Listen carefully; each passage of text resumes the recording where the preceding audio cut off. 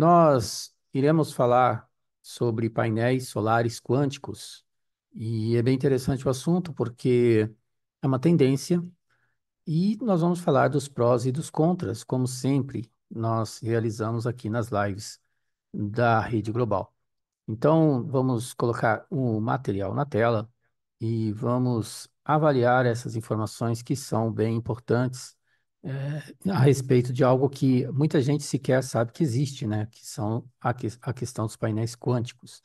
Deixa eu só colocar aqui, porque é uma coisa, esse negócio do Zoom mudou tudo e dificulta a nossa vida para caçambas. Vamos lá. Deixa eu colocar aqui na apresentação. Agora dá certo. Pronto. Bem, então vamos lá. A gente preparou o material. A gente vai fazer algumas pontuações sobre isso e depois nós vamos dar uma explicação sobre a origem dos painéis quânticos e da questão relacionada aos pontos positivos e negativos. Então, placas solares quânticas têm um princípio de funcionamento baseado em células solares de filme fino, uma estrutura quântica e eficiência na conversão. Painéis solares com pontos quânticos, que é assim que é falado no mercado, eles possuem uma condição de eficácia maior do que os painéis solares comuns, tá?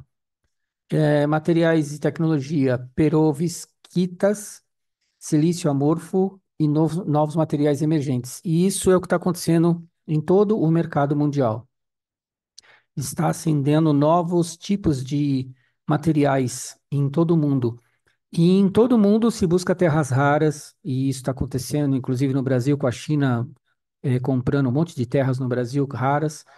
Então, a gente tem uma invasão do país aqui por várias nações, por isso que o mundo está se mudando para a América do Sul e as pessoas nem percebem. Vantagens: alta eficiência, baixo custo, flexibilidade e sustentabilidade. Nossa, que lindo, né? Muito legal assim. Vocês vão ver que as coisas não são bem assim, mas ok, a gente tem que pontuar que funciona. É uma coisa que realmente traz um ganho muito maior que as placas solares normais.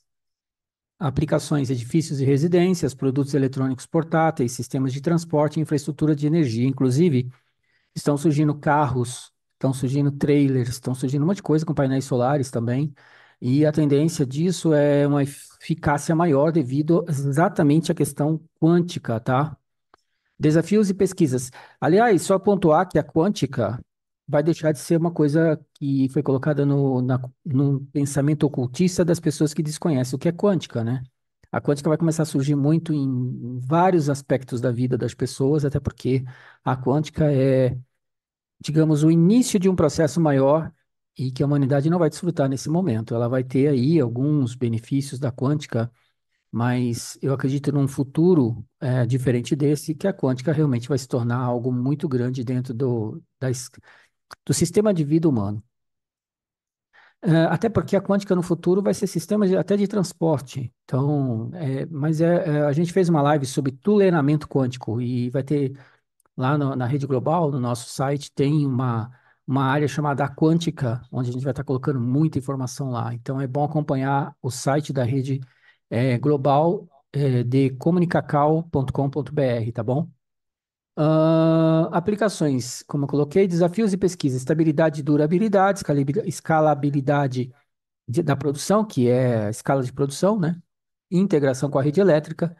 Então, as redes devem convergir. É interessante que, quando a gente observa esses 10 anos de estudo da rede, a gente percebe que, na realidade, tudo que existe à nossa volta, ela se integra. Ela se integra. Então, é muito interessante, sabe, quando você avalia essas coisas. Avanço na tecnologia quântica. Então, está havendo, né, em todo o mercado um avanço gigantesco nesse sentido. Agora, aqui que é interessante. Impacto ambiental e social. Redução da emissão de CO2, ok. Acesso à energia limpa, ok. Desenvolvimento econômico, ok. Sustentabilidade a longo prazo. E se eu disser que não é bem assim? Não é bem assim, como sempre, nunca é assim.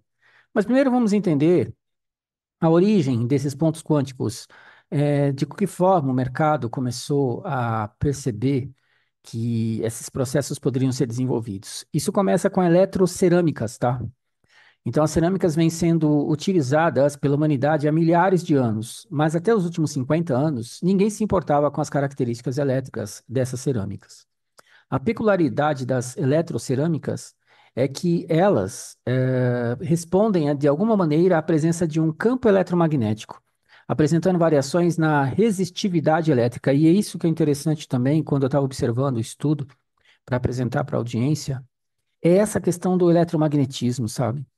Ele está presente em todo o processo, o tempo todo, em tudo, basicamente. Então, quando eu estava estudando e falei sobre o toleramento quântico dos monopolos magnéticos, que possibilitará no futuro de uma humanidade diferente dessa, as pessoas se transportarem de um lugar para o outro imediatamente, porque os monopolos magnéticos, eles são um sistema que permite uma velocidade de transmissão via esses processos eletromagnéticos que é acima da velocidade da luz, porque é um processo praticamente quase que instantâneo de movimento de um ponto A para o ponto B. Ele está acima da velocidade da luz. Então, estudar toleramento quântico é interessante. Eu indico à audiência para vocês entenderem melhor o que que é monopolos magnéticos.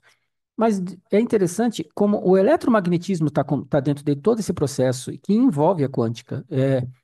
É interessante perceber como o futuro da humanidade vai ser uma coisa muito extraordinária, baseado no entendimento da quântica e do eletromagnetismo, sabe?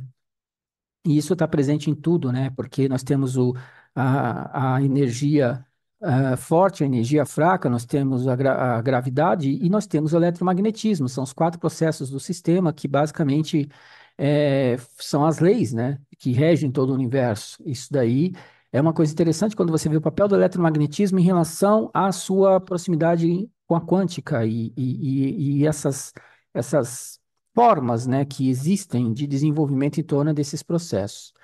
Bom, continuando, a presença do campo eletromagnético apresentando variações na resistividade elétrica, na permeabilidade magnética e em outros parâmetros elétricos e ou magnéticos, né? As eletrocerâmicas englobam principalmente óxidos semicondutores de elementos metálicos. E isso é interessante quando você vai para as chemtrails, quando você vai para o rastro químico, quando isso vai de encontro ao que nós explicamos sobre os rastros químicos. As pessoas entendem que rastros químicos são jogados sobre a população visando redução populacional. Isso é um efeito do processo como um todo, quando uma estrutura de poder não se importa com as pessoas, certo? Ok, então é um efeito resultante da distribuição das chemtrails, mas as chemtrails em si, elas não são isso, exatamente. As chemtrails que as pessoas veem nos rastros químicos, que tem lá inúmeros metais e ametais em tamanho nano, são testes desenvolvidos pelos militares exatamente para chegar nessas condições de entendimento dos materiais em relação à produção de equipamentos militares e na relação de produção dos elementos que fazem parte dessa nova estrutura de sociedade que está surgindo, baseada na quântica, baseada no eletromagnetismo, baseada no magnetismo, baseada em novos materiais. Esses novos materiais, eles têm que ser testados, testado a sua resistência, testado a sua questão química, testado a sua questão de radiação, tudo tem que ser testado, tudo tem que ser analisado, tudo tem que ser pensado. Então, esses processos que as chemtrails desenvolvem na realidade, eles usam como um laboratório para entender qual o funcionamento desses metais e ametais para utilização na indústria, para utilização nas corporações, no desenvolvimento de armas, de tecnologias e etc, etc, entenderam? E no fim das contas, as pessoas respiram tudo isso.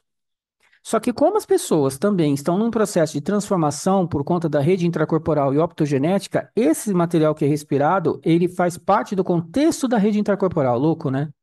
Então, na realidade, tudo que está em andamento, desde as chemtrails até as pessoas, é uma integração de tecnologia. Então, a rede optogenética e intracorporal tem a sua conexão com os computadores quânticos, que tem conexão com os terahertz, que tem conexão com o que você respira nas chemtrails, que por fim alteram a química humana, que por fim fazem mudanças, entendeu? É tudo junto. Não é nada separado, é tudo parte do mesmo processo. Dito tudo isso, nós temos aqui o zircônio, o estanho, o cério e outros elementos. Por causa das suas características, eles podem ser utilizados como sensores na produção alternativa de energia. Em células voltaicas, fotovoltaicas, fótons, né? Fotovoltaicas, então tem a ver com fótons, que convertem a luz em eletricidade ou em células a combustível. E aí é interessante quando você estuda a rede optogenética que está sendo desenvolvida nas pessoas, junto com a rede intracorporal. Porque a rede optogenética é baseada em luz. E quando você analisa a fotossíntese, quando você analisa a optogenética, e quando você analisa células voltaicas, e quando você entende os processos da luz, você percebe que a luz, dentro desse processo, é muito poderosa. Os fótons, o sol, a importância de tudo isso, né? Então, eles estão, como é que se diz? Estão criando uma cortina para evitar os raios solares por conta de efeito estufa, que não sei o quê, porque aquecimento, que essa bobeira toda. E em torno disso, você tem o quê? Menos fótons. E aí você tem menos exposição ao sol. Então, quer dizer, isso debilita, um processo dentro das coisas vivas e orgânicas, biológicas, entende? Alterações que vão se somando a todas as demais alterações que acontecem. Dito tudo isso, na fabricação de memórias ferroelétricas, já utilizadas atualmente, por exemplo, em smart cards. Aí vocês podem pesquisar o que são os smart cards e como eles são feitos e etc. A evolução no setor tem sido aceleradíssima. Falamos agora em tecnologias embarcadas em cima do chip de silício, agregando-lhe novas funcionalidades, né? Comentou aqui uma pessoa da área. E aí, eu fui verificar exatamente quais são os benefícios, mas também os malefícios. E aí a gente compreender o futuro, né? Esse futuro presente, porque as células de pontos quânticos já existem. Tanto é verdade que eu tirei aqui um print para vocês verem, ó. Tá aqui, ó. Célula solar de ponto quântico. E, claro, obviamente, são poucos os produtos disponíveis no mercado porque ainda é uma tecnologia em desenvolvimento, mas já existe, tá? E tá aqui, na tela. Vocês podem, colocar em inglês, tá? Porque em português vocês não vão achar. Mas se vocês colocarem aqui, em inglês, vocês vão achar. Então é só traduzir isso aqui para o inglês, mas é quantum, esqueci a outra palavrinha que tem no meio. Mas tá bom. É só pesquisar em inglês. Os painéis solares quânticos, e aí eu fui fazer uma pesquisa do que é a perovskitas, que está aqui, ó. Dentro do material que a gente fez aqui, a gente tem aqui os materiais e tecnologias. A perovskitas, o silício amorfo e novos materiais emergentes. O silício amorfo, a gente não fez a pesquisa porque a gente ia ter muito material e acabar demorando muito a live. Então, a gente pesquisou só a perovskitas. E as perovskitas possuem, seguinte aqui, ó, os painéis solares quânticos, também conhecidos como células solares de película fina de perovskita, então é outra forma de vocês pesquisarem, utilizam materiais à base de perovskitas como chamar camada ativa em suas estruturas. As perovskitas possuem diversas propriedades físicas e químicas interessantes, incluindo a absorção eficiente de luz. As perovskitas apresentaram um coeficiente de absorção de luz muito alto, o que os torna excelentes materiais para aplicações fotovoltaicas, que no caso do painel comum, eles atingem 25% ali, 20% de absorção. Esses painéis eu já vi, algumas coisas que chega de 50% a 75%, é uma coisa absurda, realmente muito superior aos painéis comuns. Baixo custo de fabricação. Métodos de síntese de perovskita são geralmente mais simples e baratos do que os processos de fabricação de silício cristalino, por exemplo. Uma coisa interessante a colocar é que durante a pesquisa eu percebi que não se usa muito a palavra quântica. E eu acredito que muita coisa não vai usar a palavra quântica, porque não há conhecimento da população sobre quântica. E isso foi algo que foi retirado das escolas, foi totalmente oculto das pessoas, por isso que se tornou uma coisa que muitos usam como oculta, ou ligadas a coisas ligadas a espiritismo. E isso não tem nada a ver com quântica. Nada a ver com quântico. O ser humano é quântico. Tudo que existe nesse universo é quântico. Seja anjo, seja universo, seja o sol, seja o que for, tem quântica. Porque a essência, a base de tudo é quântica. Mas a questão toda é que nada tem a ver com religião, ou tem a ver com isso ou com aquilo. Na realidade, é ciência e tecnologia pura.